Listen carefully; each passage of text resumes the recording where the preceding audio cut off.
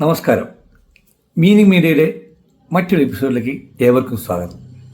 ഇന്ന് നമ്മൾ സെയിൽസിൽ പാലിക്കേണ്ട ചില നിയമങ്ങൾ അല്ലെങ്കിൽ ചില നിയന്ത്രണങ്ങൾ, ചില ചിന്തകൾ നമ്മൾ ചർച്ച ചെയ്യണം. എങ്ങനെ സെയിൽസിൽ എങ്ങനെ ഒരാളെ കൺവിൻസ് ചെയ്യാം, എങ്ങനെ എന്തൊക്കെ ശ്രദ്ധിച്ചാൽ നമുക്ക് ഒരു ബിസിനസ്സിൽ നമുക്ക് അദ്ദേഹത്തിനെ കൊണ്ട് സാധനം വാങ്ങിപ്പിക്കാൻ പറ്റും, പ്രൊഡക്റ്റ് സെല് ചെയ്യാൻ പറ്റും.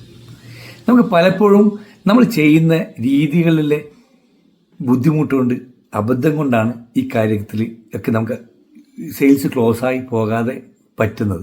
ചെറിയ ശ്രദ്ധിക്കേണ്ട കാര്യങ്ങൾ. നിങ്ങൾ ആദ്യമായിട്ടാണ് ഈ വീഡിയോ കാണുന്നതെങ്കിൽ, നിങ്ങൾ വീഡിയോ ഇഷ്ടപ്പെടുന്നതെങ്കിൽ നിങ്ങൾ ഈ വീഡിയോ സബ്സ്ക്രൈബ് ചെയ്യുക. നിങ്ങൾക്ക് ഇനി നോട്ടിഫിക്കേഷൻ വരുന്നതായിരിക്കും. അവിടെ ബെൽ ബട്ടൺ ക്ലിക്ക് ചെയ്യുക. ഓൾ എന്ന് ക്ലിക്ക് ചെയ്താൽ നിങ്ങൾക്ക് ഈ ഇനി അയക്കുന്ന മീനിങ് മീഡിയയുടെ എല്ലാ എപ്പിസോഡും നിങ്ങൾക്ക് റെഗുലറായി കാണാൻ പറ്റും. നിങ്ങൾ ഇതൊക്കെ പഠിച്ച് ഇതൊക്കെ നിങ്ങളുടെ ജീവിതത്തിൽ ആവശ്യം വരുന്നെങ്കിൽ പ്രാവർത്തിയാക്കുക. സെയിൽസിൽ ശ്രദ്ധിക്കേണ്ട 4 വിഷയത്തെക്കുറിച്ചാണ് ഇനിയുള്ള ദിവസങ്ങളിൽ നമ്മൾ ചർച്ച ചെയ്യാൻ പോകുന്നത്. അപ്പോൾ അതിൽ മെയിനായിട്ട് നമ്മൾ ശ്രദ്ധിക്കേണ്ട കാര്യം അറ്റൻഷൻ. 1 അറ്റൻഷനാണ്. 2 ഇൻട്രസ്റ്റ് ഉണ്ടാക്കുക എന്നുള്ളതാണ്. ശ്രദ്ധിപ്പിക്കുക എന്നുള്ളതാണ്. പിന്നെ ഇൻട്രസ്റ്റ് ഉണ്ടാക്കുക എന്നുള്ളതാണ്.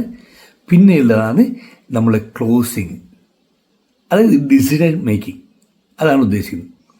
അതിനുശേഷമാണ് നെഗോസിയേഷനാണ് 4ാമത്തെ കാര്യം.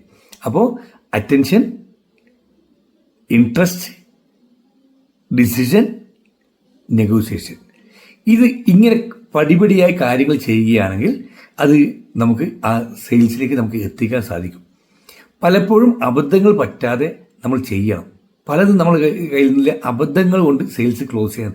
എങ്ങനെ നെഗോസിയേഷൻ ചെയ്യണം, എപ്പോൾ നെഗോസിയേഷൻ ചെയ്യണം, എപ്പോൾ ഇൻട്രസ്റ്റഡ് ആക്കണം, എപ്പോൾ നമ്മൾ അറ്റൻഷൻ കൊടുക്കണം അല്ലെങ്കിൽ അറ്റൻഷൻ ചെയ്യിപ്പിക്കണം.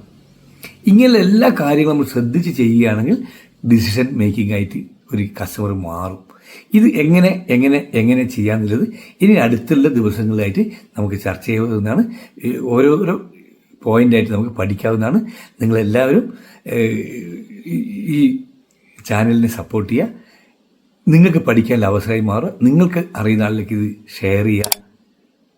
എല്ലാവർക്കും ഒരു ശുഭദിനം നേരുന്നു.